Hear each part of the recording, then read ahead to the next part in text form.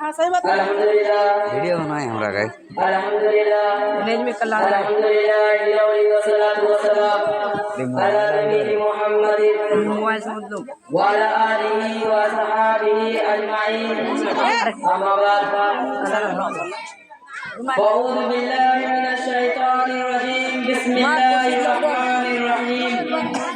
अभी कुर्सी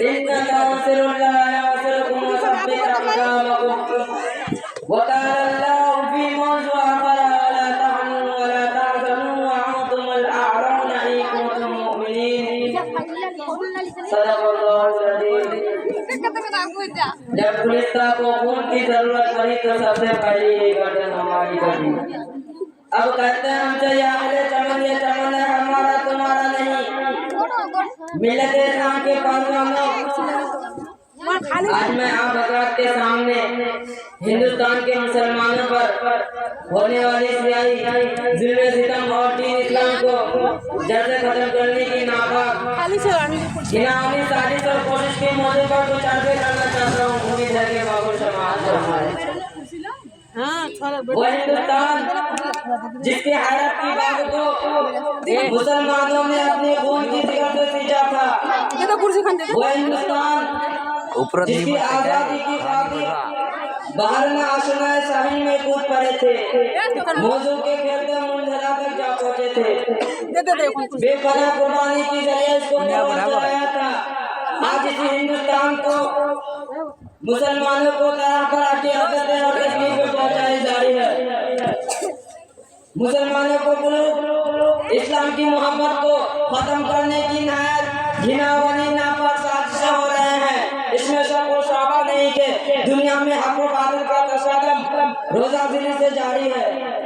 वो जाबर ताकतों रोज कमजोर मुस्लिम का कानिया बहुत करीम है और मन इंसानियत पर कई बार बिजलियां गिरी है। बाबादम ने कई आंधियां आई है। वहशत व बर्बरियत ने 12 इंसानियत का मुंह नचाया और वारियत का नंगा नाच किया। इसमें शक नहीं थे, इसमें शक नहीं थे। हम पर मसाइब के पार टूट रहे हैं। हम मुस्लिमों के कसूर फिरका परिस्तों ने जुल्म और सितम का निशाना बनाया है। हमारी माँ और बहनों की इज्जत आबरू लूटी जा रही है। बरादरी मिले यूं तो हिंदुस्तान की जिंदगी दौर में मुसलमानों का हामी कोई नहीं था, लेकिन जब से फिरका हिंदुस्तान में जन्म लिया इस वक्त से मुसलमानों का रही सही चैन और सुकून छीन गया। क्योंकि इन फिरका परिस्तों ने हमें वक्त इस्लाम को मिटाने के लिए न जाने कैसी कैसी रचना रची है। बातों करे कभी वंदे मातरम जैसी गंदी और नापाक चीज का नाफिज करने का हुक्म होता है। इसकी वजह से नींद हराम हो गई। आज भी बहुत सारे स्कूलों में ये गीत गाए जाते हैं। आज भी बहुत सारे स्कूलों में ये गीत गाए जाते हैं। जिस गीत में सरासर कुफर भरा हुआ था, जिस गीत को एक बार पढ़ने से इंसान इस्लाम खारिज हो जाता है, जिस गीत को एक बार पढ़ने से मुसलमान मुसलमान नहीं रहता, जिस गीत को एक बार पढ़ने से मुसलमान मुसलमान नहीं रहता। आज वही गीत हिंदुस्तान के मदारिस और मकातिब को पढ़ने के लिए बच्चों को मजबूर किया जा रहा है। आज हिंदुस्तान के मदारिस और मकातिब को खत्म करने की कोशिश की जा रही है। आज हिंदुस्तान के मदारिस और मकातिब को दहशतगर्दी का इरादा करार दिया जा रहा है और ये इल्जाम लगाया जा रहा है जितने भी फसादत हो रहे हैं इनके पेशवानी के लिए मिल रहा है। इसलिए पहले इनको खत्म कीजिए और इसकी आसान सूरत निकाली गई कि अब मुसलमान किसी भी मदारिस वो मकातिब और मसाजिद को नहीं बना सकते, लेकिन शायद उनको मालूम नहीं कि मुसलमान की जब तक सांसें चलती रहेगी इस वक्त तक दीन इस्लाम वो मकातिब और मसाजिद को किसी तरह आँच न आने देगी। हम तुम्हारे धमकियों से खूब खा सकते नहीं, हम तुम्हारे धमकियों से खूब खा सकते नहीं। जुल्म के आगे हम अपना सर झुका सकते नहीं, जुल्म के आगे हम अपना सर झुका सकते नहीं। है यही तारीख, है यही फलसफा। हम जमाने में दबाने से उबरते हैं सदा। अजीज़ाने गिरामी, अगर वतन हमारी जान मांगे तो जान देंगे, अगर वतन हमारी माल मांगे तो मार देंगे, अगर वतन हमारी औलाद मांगे तो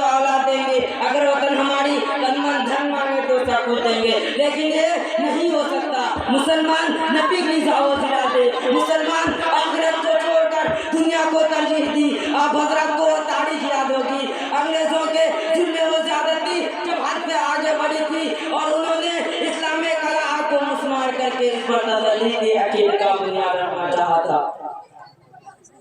तो सबसे पहली हजरत शाह अब्दुल अजीज साहब अली रहमान मैदान जहद में बेझिझक कूद पड़े और फरमाया अफजलुल जहाद कलिमा हक्कम सुल्तान।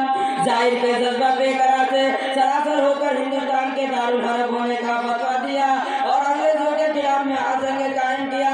इस बात का ताहिया कर लिया था कि गुलामी की जंजीर के टुकड़े टुकड़े करके वही दम ले लेंगे जिसके नतीजे में मशाइल व मशक्कत को किन किन मराइल व दोसर वादियों से गुजरना पड़ा। वो तारीख का एक ही बिना बाब है कि टलना सकते थे अगर जंग में उड़ जाते थे, टलना सकते थे अगर जंग में उड़ जाते थे, पाँव शेरों को भी मैदान से उभर जाते थे, मुझसे सरकस हवा कोई तो बिगड़ जाते थे, टैगो क्या चीज है हम टॉप से लड़ जाते थे। दरा दुनिया मिला ये टीपू सुल्तान की जात थी जिसने कहकर की दर्जी 100 वर्ष की जिंदगी शेर की तरह एक दिन की जिंदगी बेहतर है। लोगों के रंगे मुद्दा में आजादी की बरकी लहर दौड़ा दी थी और अंग्रेजों के खिलाफ बरसरेब भी करा रहे, यहाँ तक कि मैसूर की धरती पर खून का आखिरी कतरा आजादी की खातिर बहाकर शहीद हो गए। अगले मुस्लिम कायदे का काबला गुलाम हिंदुस्तान के कठिन और भयानक जंगल में आजादी की सावरा सरगर्म सफल न होता तो एक तंग फरामोश गद्दार जो हमसे वफादारी की तन मांगते हैं, इन गद्दारों से मैं कहता हूँ हम है गद्दार तो पावन वफा तुम भी नहीं, हम है गद्दार तो पावन वफा तुम भी नहीं, अपनी कसरत पे ना उतारो खुदा तुम भी नहीं, अपनी कसरत पे ना उतारो खुदा तुम भी नहीं। ये फिरका परिश्तों ने इस मुल्क को कभी आजाद नहीं करा सके। आप हजरात मुझे बताइए क्या मुसलमान ने जंग आजादी इसलिए लड़ी थी कि वह मुक़्तदार हो जाए?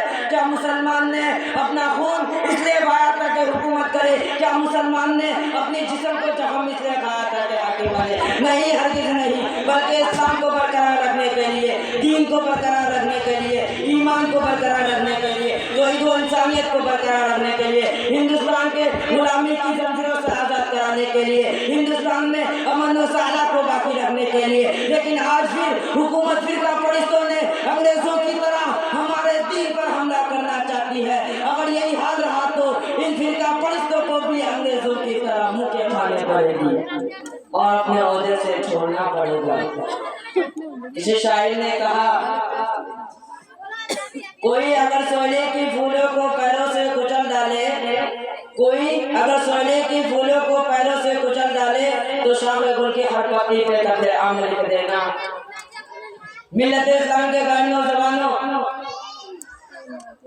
अपनी गफलत की चादर चाह करके अगर होश की जरा पहन लो, अपने अंदर इनकलाब पैदा करो, अपने तकरीर को सुनवा लो। कौमों की तकरीर खुद बनाई जाती है। इन्नल्लाह ला युगय्यिरु मा बिकौमिन हत्ता युगय्यिरु मा बिअनफुसिहिम। ये एक ठोस हकीकत है। किसी शायर ने कहा खुदा ने आज तक इस कौमों की हालत नहीं बदली, ना वो जिसको कहा खुद अपनी हालत बदलने का। हम बहुत कुछ खो चुके हैं, लेकिन हमारे सबसे बड़ी मुताह इस्लाम हमारे पास मौजूद है। अभी हमारे सीनों में ईमान व यकीन की मुशाली रोशन है। जो लोग इस्लाम और मरना और जीना चाहते हैं, कुफर का सैलाब इनके दिल में अश्के रसूल की चिंगारियां नहीं बुझा सकता। अल-हक़्क़ु यअलू व ला यअला, हक़ हमेशा गालिब व सरबिंदा रहता है, तो कोई चीज मग़लूब नहीं कर सकता। किसी शायर ने कहा इस्लाम की फितरत ने कुदरत ने लचक दी है, इस्लाम की फितरत ने कुदरत ने लचक दी है, इतना ही उड़ेगा कि जितना दबाएंगे। इस्लाम हमारे वो ढाल है जो कुफर के हड्डी को रोक सकते हैं। इस्लाम हमारे हाथों में वो तलवार है जो हर तलवार को काट सकते हैं। इस्लाम वो रोशनी का मीनारा है जो जुल्मत की घटाओं को खत्म कर सकते हैं। इस्लाम वो चश्मे हाथ है जिससे क़यामत तक की जिंदगी का धार फूटते रहेगी। इस्लाम वो धार है जो हमारे सफीने को साहिल मकसूद तक पहुंचा सकते। किसी शायर ने कहा जहाँ में अहले ईमान सूरत फुर्सदे जितने हैं, जहाँ में अहले ईमान सूरत फुर्सदे जितने हैं, इधर डूबे इधर निकले, इधर डूबे उधर निकले। मिल्लत इस्लाम के घर तो दियो, आज तुम्हारी इज्जत और आबरू का इम्तिहान का वक्त आ चुका है। आज ताजे महल की परिश को इमारत तुमसे फरियाद कर रहे हैं, आज लाले कला देवार आवाज दे रहे हैं, आज कुतुब मीनार तुम्हारा मरशा कर रहे हैं, आज बाबरी मस्जिद दिल खराब स्वादी को तुम्हारी को खुदारी तारीफ को झूम रहे हैं। आज जो मुस्लिम ख्वातीन जिनका इज्जत आबरू का पामाल किया गया था, आवाज दे रहे हैं, ए मिल्लत इस्लाम के नौजवानों, ए खालिद बिन वलीद के फर्जंदों, ए मोहम्मद बिन कासमी की पेकारों, ए सलाहुद्दीन अय्यूबी की हमनशीनों, ए महमूद गजनवी की मुक्तदियों, तुम बेदार हो जाओ, अपने अंदर इनकलाब पैदा करो, अपने तकलीफ को संभाल लो, इसलिए कि आज दुश्मन ने इस्लाम तुम्हारे खिलाफ कमरे किसलिए की, आज मुशरिकीन ने तुम्हारे खिलाफ खुफिया तौर पर फौजें तैयार किए गए हैं।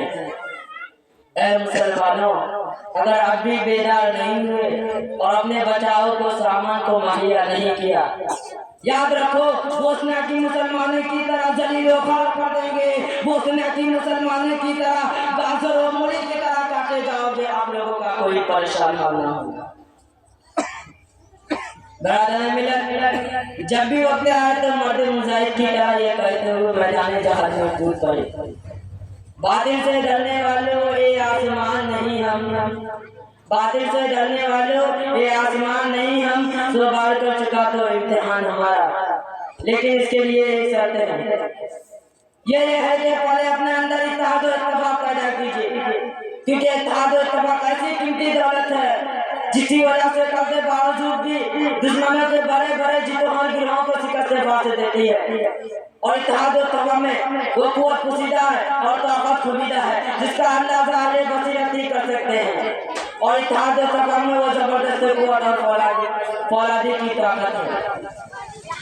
माटी का बदन में साहबा की तादाद सिर्फ 313 थी और इनके पास इत्तेहाद और इत्तेफाक की इतनी दौलत मौजूद थी और खुदा वाहिद पर तवक्कुल कामिल था, जिसका नक्शा कुरान ने बयान किया, कम फियाती गलीबत फियाती कसीरती बिइज़्निल्लाह। लेकिन आज मुसलमानों ने इस जबरदस्त कुव्वत और फौलादी की ताकत को पामाल किया, आज अहले ईमान ने इस चश्मे जाए और बर्बाद कर दिया, आज मिल्लत इस्लाम ने इस कुव्वत पोशीदा को सफाकती से मिटा दिया। आज हमारे अंदर इख्तिलाफत और फिरका तनाज़ुआत और तशादुरात और नफरत आ गई, जिसके बिना पर दूसरे कौमों का फायदा उठाती हो और हमें नफरत से निगाह देखती है। अज़ीज़ान गिरामी, कब तक हम कामल होते रहेंगे, कब तक हम बदनिगाह की बर्दाश्त करेंगे, कब तक हम मशक्क़त का सामना करेंगे।